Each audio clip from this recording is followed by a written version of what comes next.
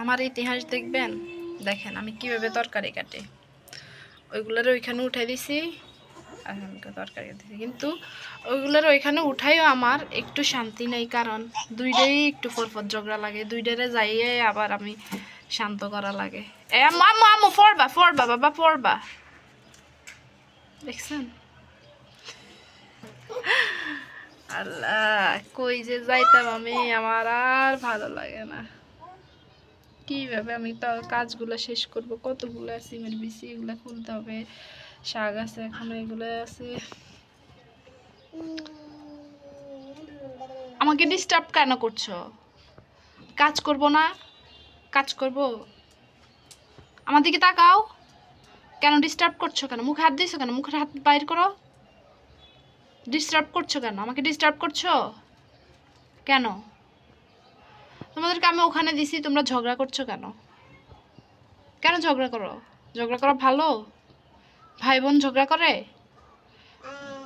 ভাই বোন মিলেমিশে থাকি। তোমাকে আমি বলছি হাই বলতে? হাই বলতে বলছি আমি? কেন হাই বলতেছো? হাসতে বলছি আমি? হাত সরাও মুখ থেকে, হাত সরাও। তোমার হাতে কত জীবাণু, কত ময়লা আছে দেখছো তুমি? হাই বলো এবার, হাই বলো। হাত সরাও মুখ থেকে, হাত সরাও বাবা, বাবা সরাও। সোনা পাখি না তুমি আমার? ময়না পাখি। বড়টা যা করবো ছোটটা তাই ফলো করবো। দুষ্ট এগুলা। পৃথিবীটা আসলে অনেক স্বার্থপর। এখানে আপনার যত ফান দিতে পারবেন, তত আপন মানুষ, তত আপনজন, তত সব পাবেন আপনি। যত তেল মাখতে পারবেন ততই ভালো। এই যে ধরেন আমি কিন্তু তেল মারতে পারি না, সেজন্য আমার কষ্ট বেশি। যারা তেল মারতে পারে তাদের বাচ্চাদেরকে রাখার জন্য 3-4 জন থাকে, আর আমার বাচ্চাদেরকে আমি এভাবে রাখা, তারপরে তরকারি কাটতে হয়, আর ওরা ইচ্ছা মতো ঝগড়া করবে। এই তো, এই হচ্ছে তাদের অবস্থা। আর যারা তেল মারে তাদের বাচ্চাকে সবাই নিয়ে রাখে। তারা কাজও করতে হয় না, আবার বাচ্চাও রাখতে হয় না। তাদের গুণ বেশি, আমার সেই গুণটা নাই। আল্লাহ আমাকে সেই গুণটা দেয় নাই। গুণ বেশি হলে আসলে অনেক থাকে, হেল্প হয় সব কাজে।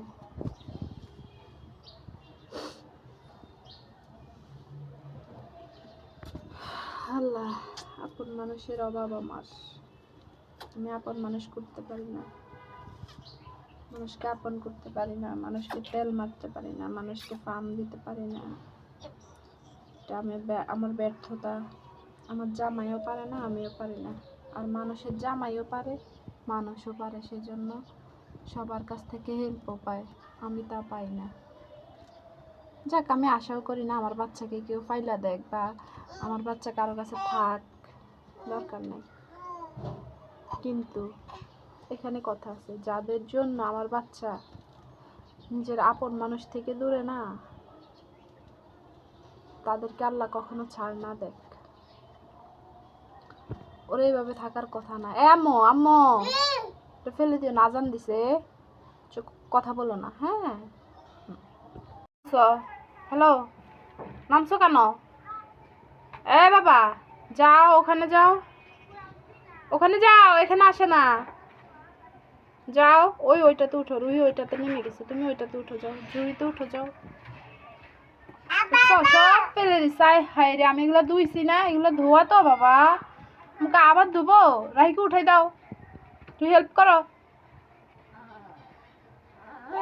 দাঁড়া, ও উঠো, ও চেষ্টা করো। ইয়া, উঠো উঠো উঠো উঠো উঠো। ইয়া,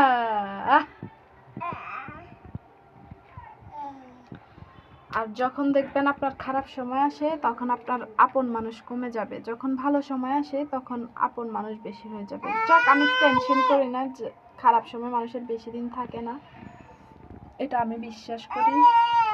খারাপ সময় বেশি দিন থাকে না, সময় পাল্টায়, সময় বদলায়, দিন বদলায়, সময় পাল্টায়। আজকে আমার সময় খারাপ, তো কালকে আপনার সময় খারাপ থাকবে। আমি রিভেঞ্জ নিব না আপনার থেকে, আমি কারো কাছ থেকে কোনো রিভেঞ্জ নিই না, এটা আমি পছন্দ করি না। আমি বলি শুধু আল্লাহ তাকে হেদায়েত দান করুক, আর কিছুই বলবো না। কারো জন্য যদি কেউ হিংসা করে, হিংসা বেশি দিন সয় না, হিংসা আল্লাহ সয় না।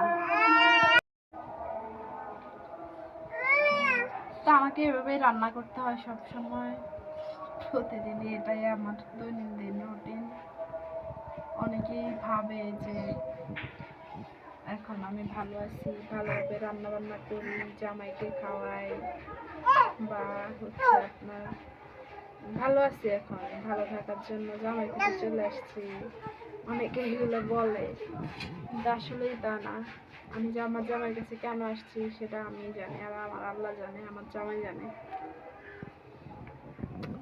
আমার সিচুয়েশন সেরকম হয়ে গেছে, আমি থাকতে পারি নাই, আমি কারোর সাথে থাকতে পারি নাই, সেজন্য আমি আমার জামাইয়ের সাথে চলে আসছি। আরেকদিন বলবো আমার এই হিস্ট্রিটা, যে কেন আমি চলে আসছি। দেখেন তারা কি করতেছে।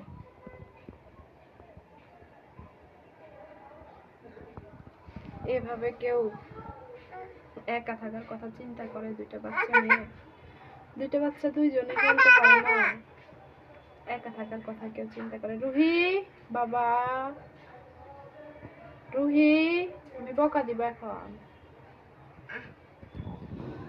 সমস্যা নাই, আপনারা যা ভাবার ভাবতে পারেন। এই তো আমার কাজ, আমাকে এভাবেই করতে হয়। ওদেরকে কান্না করায়, ওরা কান্না করে, আমি রান্না করার সময় ওরা আমার পা ধরে জড়িয়ে থাকে। কি করবো এখন? কিছু করার নাই, বাঁচতে হলে খাইতে হবে, খাইতে হলে রান্না করতে হবে, কাজ করতে হবে। আর আমার জামাই আসতে আসতে প্রায় 10টা বেজে যায় রাতে, প্রাইভেট চাকরি, কিছু করার নাই। তখন আর রান্না করার সময় থাকে না, বা শরীরেও আর কুলায় না।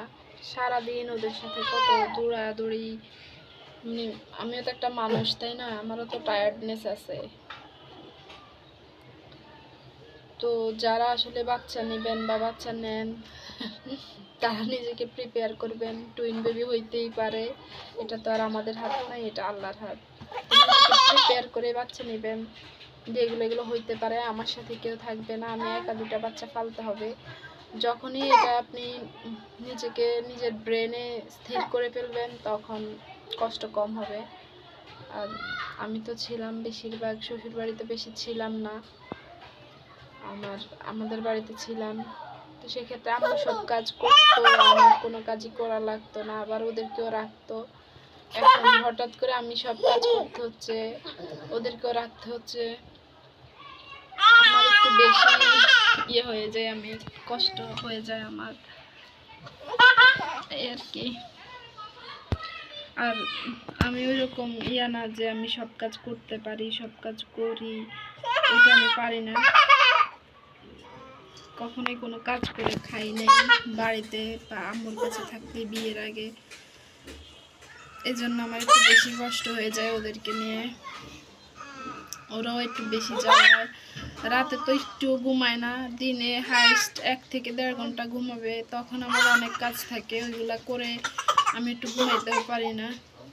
এই আর কি, চলে যাচ্ছে জীবনের গতিতে চলে যাচ্ছে, সময়ের গতিতে, কোনোটাই বসে নেই। আমার বাচ্চারাও ছোট থেকে বড় হয়ে যাচ্ছে, আমার সময়ও চলে যাচ্ছে, কষ্টে যাক আর যেভাবেই যাক চলে তো যাচ্ছে, জীবন তো আর থেমে নেই, সময় তো আমার জন্য বসে থাকে না, তাই না?